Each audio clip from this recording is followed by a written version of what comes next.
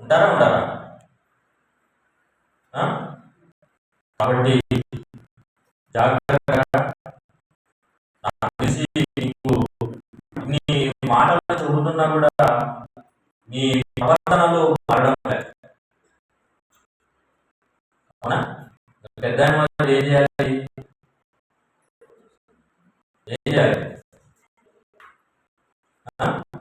క్లాసును నిలిపేయాలి, అంతే కదా? ఇంకా మాకు రానప్పుడు ఎందుకు చెప్పడం? అవునా? ఎంత ఎందుకు ప్రయాసపడాలంటే ఒకటే చెప్తున్నా, మిమ్మల్ని ప్రయోజనరాలుగా చేయాలి. ఇంకా మీరు ఇది జరిగేపోతే ఏమైపోతున్నారు? ఇంకా ఎన్నికే పోతున్నారు. అలా కాకుండా ప్రార్థనలు బాగా నేర్చుకోండి, యాంకరింగ్ బాగా చేయడానికి ప్రయత్నము చేయండి. డిఫరెంట్ గా ఇంకా కొత్త విధాలుగా చేయడానికి మీరు నేర్చుకొని స్త్రీలు ఇంత అభివృద్ధిలోనికి వస్తున్నారా అనే స్థితి మీరు తెలుసుకోవాలి. ఇప్పుడు ఎన్నో లేఖనాల పరిశోధన, 5 లేఖనాల పరిశోధనలు మీరు చేయగలుగుతున్నారు. లేఖనాల పరిశోధనలు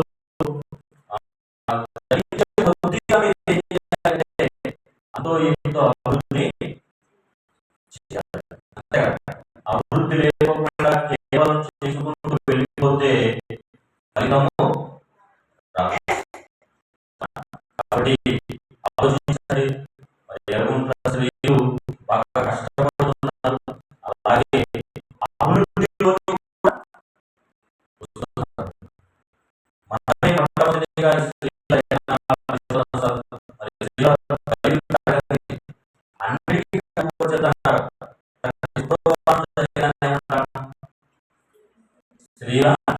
బైబిల్ తరగతి రేపు 14 జరిగేదాన్ని ఏమంటారు? లేఖనాల పరిశోధన సదస్సు. అవునా? లేకపోతే అదంతా పలకకు రాకపోతే స్త్రీల కూడిక. అందరికీ మన వాళ్ళు కొంతమంది తెలియదు కదా, లేఖనాల పరిశోధన అంటే మన వాళ్ళకి తెలిసేది. బయట సంఘస్థులకు మా ఈరోజు స్త్రీలకు ప్రత్యేకమైన కూడిక ఉంది. మరి మంచి దేవుని మాటలను స్త్రీలుగా మనకు నేర్పిస్తారు కనుక మీరు ఖచ్చితంగా రండి అని వాళ్ళకు తెలియజేయాలా? ఎంతమంది గ్యాదర్ చేస్తారు? మీరు గ్యాదర్ చేయాలి. చేసి మరి సత్యవాద అందరూ ఆ టైటిల్ చూస్తానే ఆశ్చర్యపోతున్నారు. అవునా? అడిషనల్ డిప్యూటీ డైరెక్టరే షాక్ అయిపోయాడు ఆ టైటిల్ చూసి. సుగుణాలే సౌందర్యమా, రెండవది భక్తిని అణిచివేస్తున్న ఐహిక విచారం. అవునా? కాబట్టి భక్తి జీవితానికి, మన ఆత్మీయ జీవితానికి చాలా చాలా అవసరమైన సంగతులు కనుక మరి అనేక మంది మీరు బలపడండి, ఇతర స్త్రీలను కూడా బలపరచండి. మీరు బలపడాలి ముందు, తర్వాత ఇతరులను బలపరచాలి. మీరే బలహీనపడితే ఇతరులు ఎలా బలవంతులు అవుతారు? అవునా? కనుక ప్రేమైన దేవుని వల్ల ఆలోచించండి. మరి పడుతున్న ఈ ప్రయాసం మీరు వ్యక్తపరచగలరు. మాట ఎంతమంది త్యాగ్ చేసిన కానీ మరి పడుతున్న ఈ ప్రయాసంలో మీరు కూడా పాలిభాగస్తులు కావాలి. ఈ ప్రయాసంలో మీరు కూడా సహకారులుగా నిలబడాలి. ఒక సేవకుడిగా మరి ఇంత సేవ జరిగిస్తున్నప్పుడు, ప్రయాసపడుతున్నప్పుడు, ఇంత ఆసక్తిగా క్లాసులను నిర్వహిస్తున్నప్పుడు విశ్వాసులుగా మీరు కూడా అదే ఆసక్తిని చూపగలిగితే ఏమైపోతుందో తెలుసా, ఇంకా చేయాలని అనిపిస్తది. అంతే కదా. జరుగుతున్న ప్రతి క్లాసుకు అందరూ వస్తున్నారు ఆసక్తితో అన్నప్పుడు ఏమైపోతుందంటే మళ్ళీ క్లాసు పెట్టాలనిపిస్తుంది. అదే రాలేదనుకోండి, ఆసక్తి తగ్గుతుందా ఎక్కుతుందా? తగ్గిపోతుంది. కాబట్టి అలాంటి వారుగా మీరు ఉండకుండా మార్పు క్రియలు మీరు కనపరచాలి. అలా కనపరచడానికి మరి ప్రతిసారి చెప్పించుకుంటున్నారు అంటే ఏమైపోతుందంటే మీరు చెప్పే మాటల మీద శ్రద్ధను నిలబడడం లేదంట. చెప్పాలి అంటే ఎన్నిసార్లు చెప్పాలి చెప్పండి? ఒకసారి చెప్తాం, 2 సార్లు చెప్తాం, 3 సార్లు చెప్తాం, మళ్ళీ చెప్పాలనిపిస్తుంది. మళ్ళీ మాటలు నడుస్తుంటే ఏం చేయాలి? విడిచిపెట్టాం. అవునా? కాబట్టి అలాంటి వారుగా, నా సంఘ సభ్యులుగా, నా సహోదరులుగా మీరు ఉండకోకుండా ఉండాలి అని, అభివృద్ధిలోనికి మీరందరూ రావాలి అని, అనేకమైన సంఘాలకు మాదిరికరమైన స్త్రీలుగా దేవుని పనిలో మొదటి శతాబ్దములో ఏ విధంగా ప్రయాసపడ్డారో అలాంటి స్త్రీలుగా మీరు ఈ ఎరుగున్న సంఘంలో ఉండాలి. అలా ఉండడానికి మీరు ప్రయాస పడండి. ఓకేనా? మరి మనము పాఠంలోకి వెళ్ళిపోతే, మరి మనము 4 వారాలు ఈ పాఠాన్ని చెప్పుకుంటూ వస్తున్నాం. మా అవునా? 4 వారాలు మనము ఈ పాఠాన్ని నేర్చుకుంటున్నాం. ఈ పాఠములో ఎంతమంది ధన్యులైన ఏమరా కూర్చొని మీరు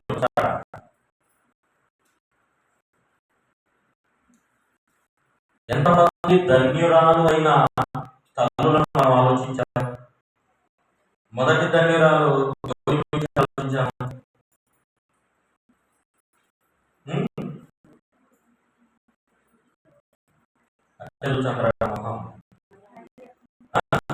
మొదటి ధన్యురాలైన తల్లి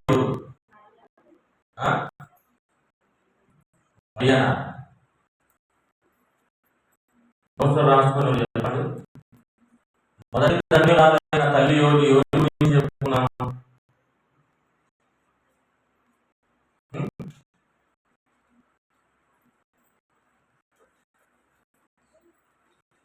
ఎవరు? రాహేలా. రాహేల్ గురించి చెప్పినామా?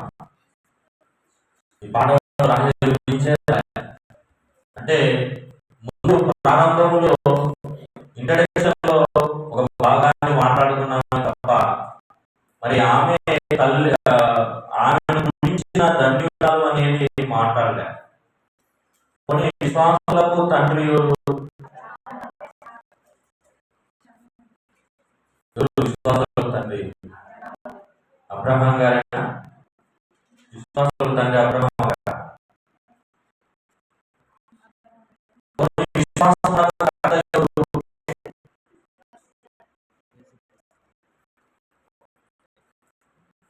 విశ్వాసులకు తండ్రి ఎవరు? విశ్వాసమునకు కర్త ఎవరు? అది చెప్పారు. మరి ఆదరణకర్త ఎవరు? సృష్టికర్త ఎవరు? సృష్టికర్త తండ్రి దేవుడు. విశ్వాసమునకు కర్త యేసుక్రీస్తు ప్రభువు. ఆదరణకు కర్త పరిశుద్ధాత్మ దేవుడు. విశ్వాసమునకు కర్త, విశ్వాసమునకు తండ్రి అబ్రహాం గారు. ఆయన భార్య పేరు ఏంటి? శారా. ఆమె గురించి స్టార్ట్ అయింది పాఠం. అవునా? అంటే మొదటి ధన్యురాలుగా శారమ్మను గురించి మాట్లాడుకున్నాం. రెండవ తల్లి ధన్యురాలుగా యేసుక్రీస్తు ప్రభుల వారి తల్లి అయిన మరియమ్మను గురించి మాట్లాడుకున్నాం. తర్వాత మూడవ తల్లి ధన్యురాలుగా ఎవరిని మాట్లాడుకున్నాం?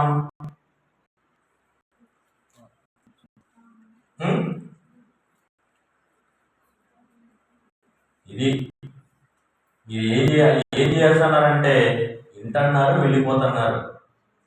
బెరేయ సంఘం ఏం చేసింది? బెరేయ సంఘం ఏం చేసింది? బెరేయ అంటే ప్రతి సంఘ సభ్యుడు ఏం చేయాలి అంటే సంఘములో ఉన్న దేవుని వాక్యాన్ని మళ్ళీ ఇంటికి వెళ్ళి ఏం చేయాలి?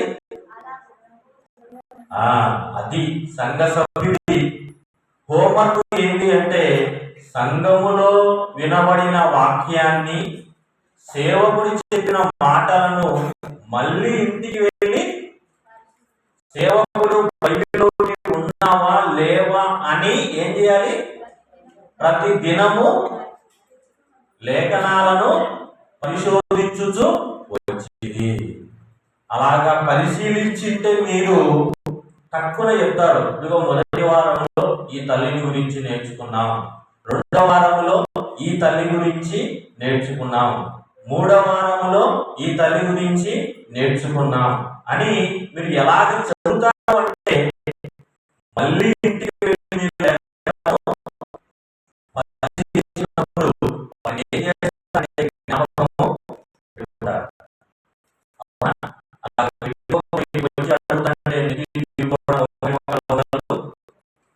చూసుకోవడం అంటే ఏమైపోయింది? ట్రాక్ తప్పిందని అర్థం. మూడవ తల్లి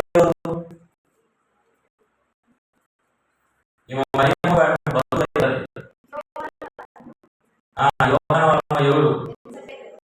ఆమె ఏ యోహాను? బాప్తిసమిచ్చు యోహాను. అవునా? ఆయన తల్లి ఎలిజబెత్. నిజంగా ఆ ఎలిజబెత్ ఎంత ధన్యురాలైంది అంటే యోహాను గారిని తీర్చిదిద్దడములో అంత గొప్ప స్థితికి వచ్చిందా లేదా? తర్వాత ఇక నాలుగో ఆయన ఏది?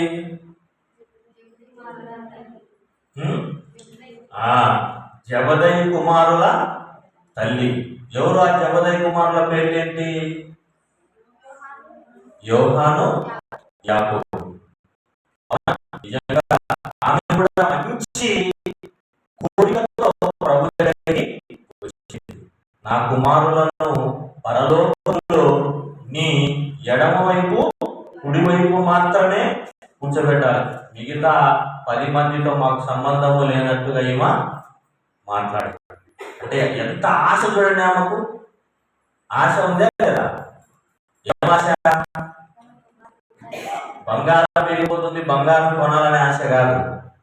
ఎండి పెరిగిపోతుంది ఆశ కాదు. ఇద్దరి కుమారులను యేసుక్రీస్తు కుడి పార్శ్వమున ఎడమ పార్శ్వమున తన కుమారులను కూర్చుండబెట్టుకోవాలని ఎంత ఆశపడిందంటే అంత ఆశ మీలో ఉంటే మీరు కూడా అతి త్వరలో వాక్యోపదేశములుగా అవుతారు. కావాలా లేదా? ఏమండి? కావాలి. మీరు ఆ తపన అనేది రావాలి. వస్తేనే మీరు కూడా వాక్యోపదేశకురాలుగా మారిపోతారు. అవునా? ఇక ఈరోజు కూడా ఒక తల్లి గురించి మనము నేర్చుకున్నాం. నిజంగా మీరు తల్లులుగా, తండ్రులుగా, కుటుంబంలో తండ్రులుగా, తల్లులుగా మనము చక్కగా ఉండగలిగితే మన పిల్లలు కూడా మన మార్గంలోనే నడుస్తారు. వినాలి. తండ్రి ఫెయిల్యూర్ అయిపోతే పిల్లలు కూడా ఖచ్చితంగా ఫెయిల్యూర్ అవుతారు. ఇది దేవుడు బైబిల్లో వాయించిన నగ్న సత్యం. అవునా? కాబట్టి తండ్రి కుటుంబంలో పర్ఫెక్ట్ గా ఉండాలి, అంటే దేవుని భక్తి కలిగినవాడుగా. తల్లి కూడా దేవునిలో భక్తిలో పర్ఫెక్ట్ గా ఉండాలి. అలా ఉండగలిగితే నిజంగా మన పిల్లలు కూడా దైవ భక్తిలో ఎదగలుగుతారు. ఇది దేవుడు చెబుతున్న మాటను మీరు చదవగలిగితే, హెచ్కేల్ గ్రంథం చూడండి మాట. హెచ్కేల్ గ్రంథం 18వ అధ్యాయం. హెచ్కేల్ గ్రంథం 18వ అధ్యాయం 14వ వచనాన్ని మీరు చదవగలిగితే, ఇప్పుడు తండ్రుల గురించి దేవుడు బైబిల్లో వ్రాయిస్తూ ఏమంటున్నాడు? 18వ అధ్యాయం 14వ వచనం. అయితే అతనికి కుమారుడు పుట్టగా ఆ కుమారుడు తన తండ్రి చేసిన పాపములన్నిటినీ చూచి ఆలోచించుకొని అట్టి క్రియలు చేయకుండిన ఎడల, అంటే ఈ మాటలో ఉన్న అర్థం ఏంటి అంటే, తన తండ్రి చేసిన పాపములన్నిటినీ చూచి ఆలోచించుకొని అట్టి క్రియలు చేయకుండిన ఎడల, అంటే చేయకుండా ఉంటారా చేస్తారా? మా నాయన మందు కొట్టాడు, నేను కొడితే తప్పేముంది? మా నాయన సిగరెట్ తాగుతున్నాడు, నేను తాగితే తప్పేముంది అని అనుకుంటాడా? అనుకోడా? తండ్రి తాగుతా నువ్వు తాగని అనుకో, వీడేమంటాడు? నువ్వు తాగితే నేను తాగకూడదా అని ఎదురు ప్రశ్న వేస్తాడా? వేడా? ఖచ్చితంగా వేస్తాడు. అంటే అలాంటి అవకాశాన్ని పిల్లలకు మనం ఇవ్వకుండా ఉండాలి అంటే, మనము మన ఇంటిలో పవిత్రంగా పరిశుద్ధంగా దేవుని యందు భయభక్తులు కలిగిన వారముగా నడుచుకుంటే మన పిల్లలు కూడా అదే బాటలో నడుస్తారు. అవునా? కాబట్టి మీరు ఏం చెయ్యాలి అంటే, పిల్లలు మీ మధ్య ఉన్నప్పుడు చాలా చాలా జాగ్రత్తగా నడుచుకుంటూ ఉండాలి. అలాగా ఉండకపోతే వాళ్ళు ఏం చేస్తారంటే, మనం చేసేది ప్రతిదీ బాగా గమనిస్తూ ఉంటారు. కాబట్టి అలాంటి అవకాశాన్ని తండ్రులుగా మన పిల్లలకు ఇవ్వకూడదు. ఇది తండ్రి పాత్ర. ఇక తల్లి పాత్ర, మన తల్లిని గురించి దేవుడు చెబుతూ వారి గురించి ఏం రాశారు చూడండి. ఇదే హెచ్కేల్ గ్రంథం 16వ అధ్యాయం. ఇదే హెచ్కేల్ గ్రంథం ప్రవక్త రాస్తూ ఏమంటున్నాడు? 16వ అధ్యాయము 44వ వచనం. హెచ్కేల్ గ్రంథం 16వ అధ్యాయం 44వ వచనములో చెబుతున్న మాట చూడండి. ఏమంటున్నాడు?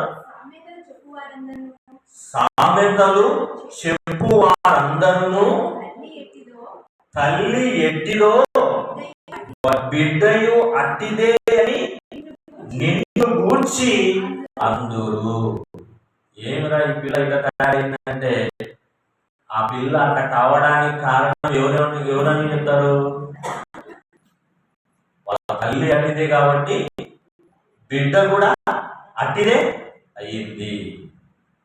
అదే తల్లిగా నువ్వు మంచి పాత్రను పోషిస్తూ చక్కగా మంచి ప్రవర్తన కలిగి మంచి క్రమశిక్షణతో ఉండగలిగితే నీ బిడ్డ నీ కూతురు కూడా అదే క్రమశిక్షణతో ఉండాలి.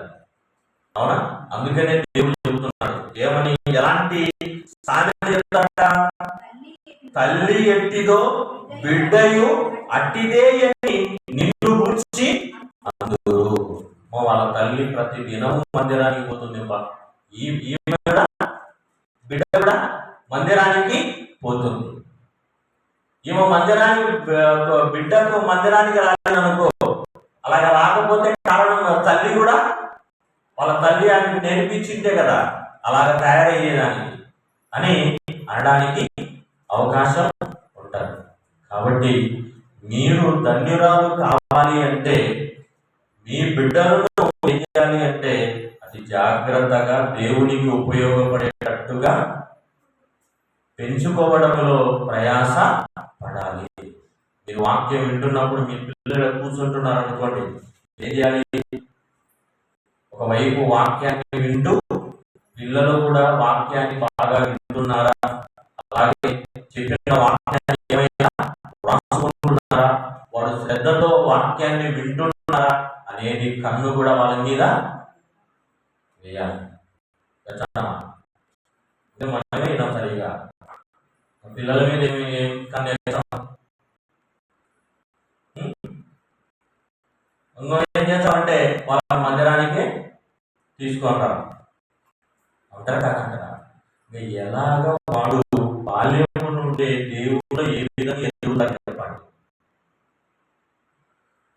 అవునా? కాబట్టి మరి నీకు చాలా చాలా బాధ్యత, తల్లులుగా చాలా బాధ్యతను దేవుడు పెట్టాడు. అది దెబ్బ తినక ముందే మీరు గ్రహిస్తే చాలా చక్కగా ఉంటుంది. దెబ్బ తిన్న తర్వాత ఏ ప్రయోజనము లేదు. అవునా? ఇప్పుడు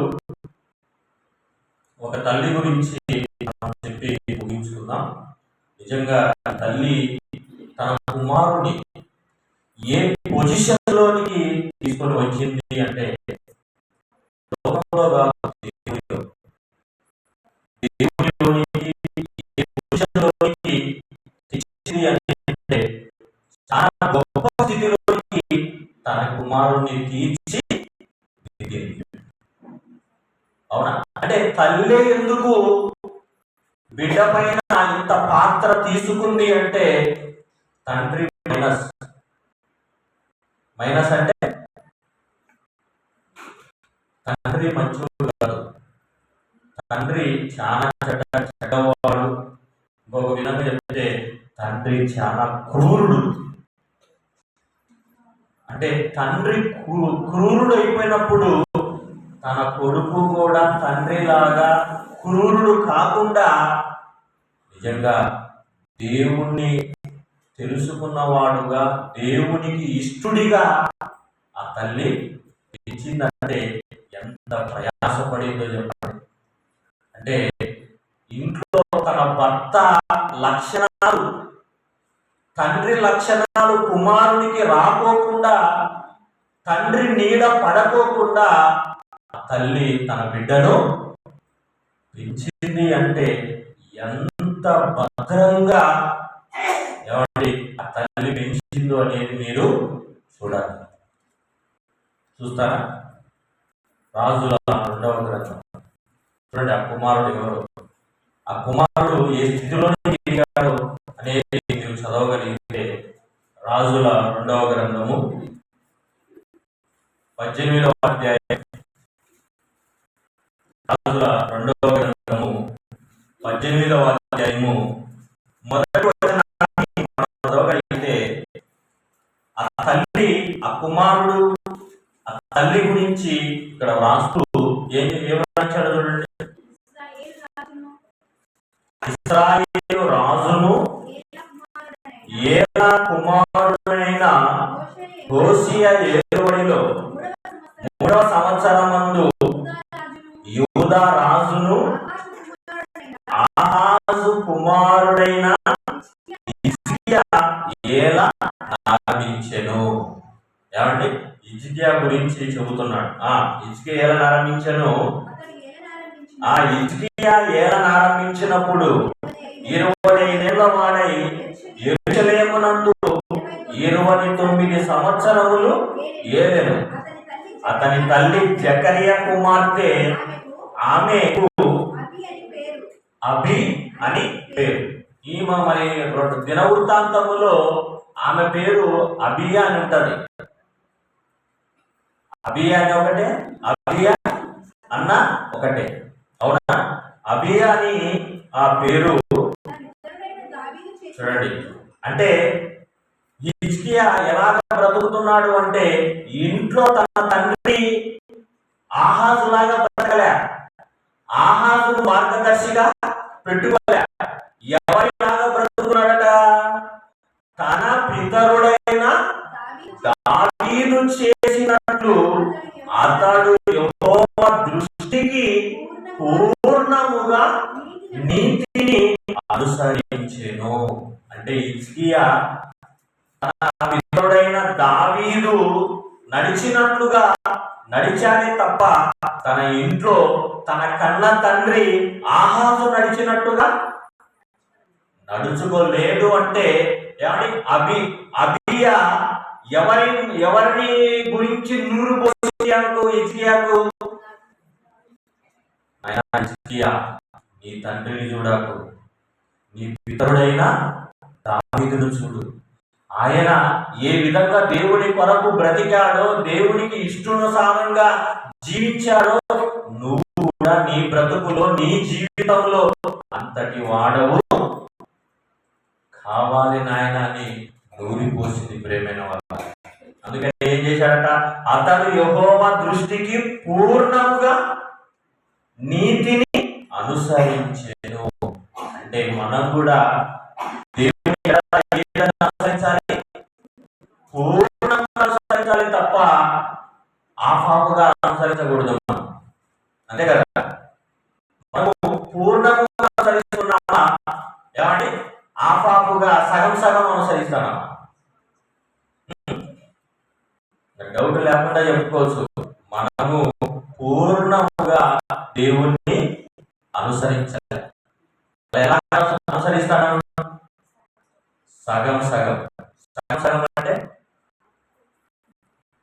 ఎట్లా? సగం సగం అంటే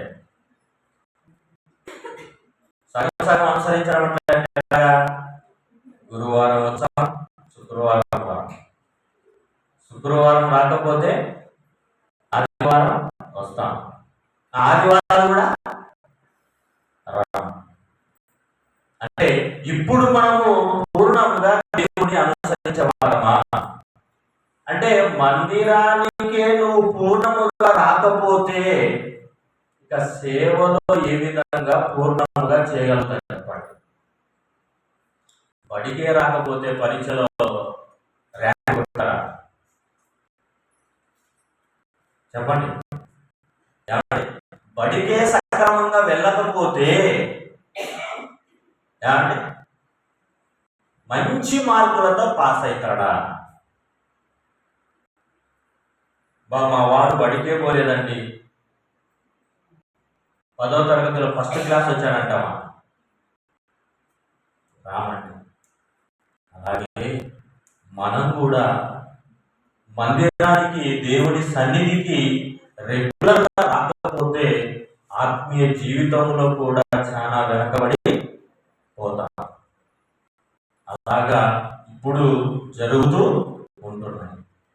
కాబట్టి హిజ్కియా గారు ఏ విధంగా నడుచుకున్నాడంటే యెహోవా దృష్టికి పూర్ణముగా నీతి అనుసరించెను. ఉన్నత స్థలములను కొట్టివేసి విగ్రహములను పగలగొట్టి దేవతా స్తంభములను పడగొట్టి మోసే చేసిన ఇత్తడి సర్పమును చిన్న భిన్నములుగా చేసెను. దానికి ఇశ్రాయేలీయులు నెహుష్టాను పేరు పెట్టి దానికి ధూపం వేయిచు వచ్చి ఉంది. అతడు ఇశ్రాయేలీయుల దేవుడైన యెహోవా యందు విశ్వాసం ఉంచినవాడు. అతని తర్వాత వచ్చిన